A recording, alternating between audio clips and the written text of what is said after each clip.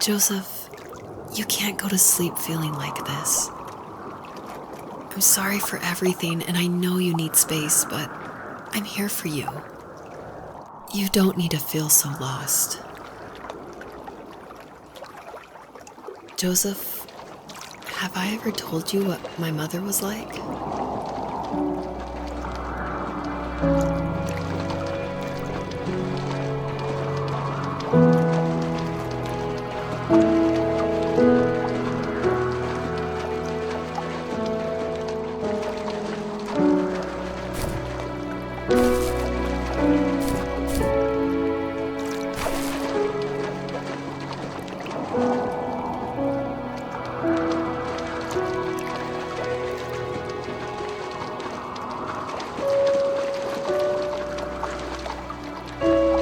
You know what it's like not to have a mom at home. And you know how hard that made my childhood. What helped me was watching the birds in the morning before the school bus came. I thought that my mother was one of those birds, and it made me want to be free like her. My mom taught me how to fold origami cranes while she was in the hospital. So I told myself I would fold one every day until I could fly myself.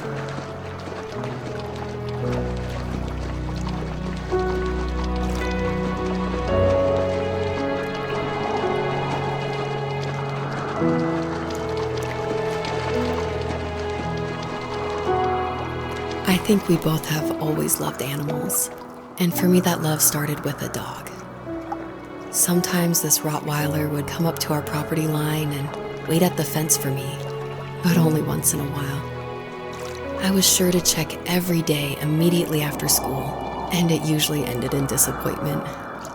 I would even steal money from my passed-out dad just so I could buy these off-brand dog biscuits. Even when she did stop by, she never went beyond the fence. Why was she so scared?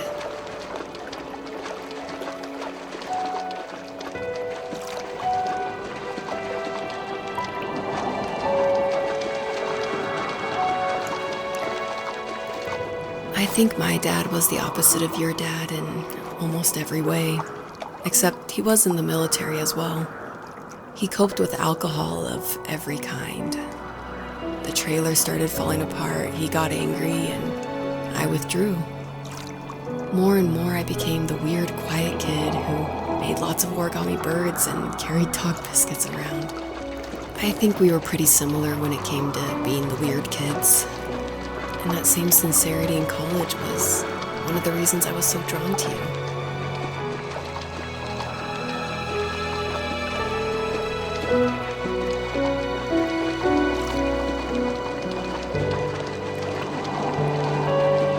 Life got worse and worse, and at one point, I really didn't think I could survive another day with my soul still intact.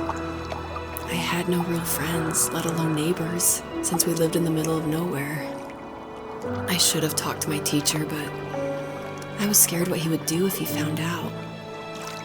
As I waited for the school bus one morning, I walked around until I found something in an abandoned shed.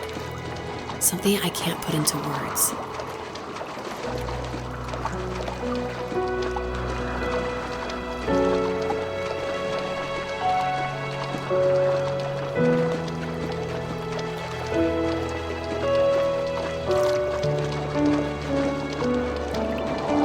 I summoned courage I didn't know I had, and I broke into my dad's room and found the key to the shed where he had locked my bike.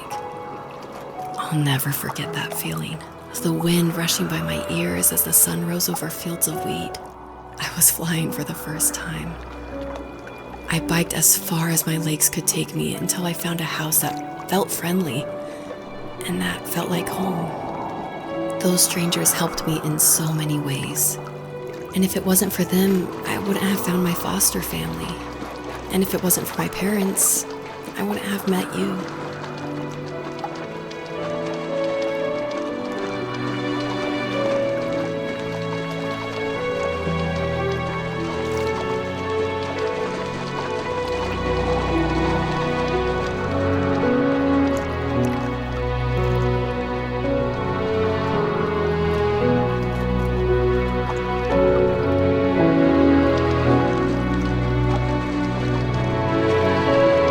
You have strength, Joseph, and you're not as alone as you think.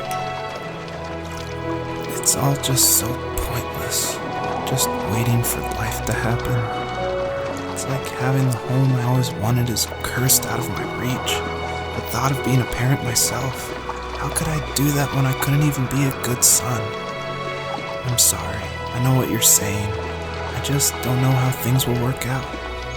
These quiet hours will turn into years. We'll wonder which roads passed us by.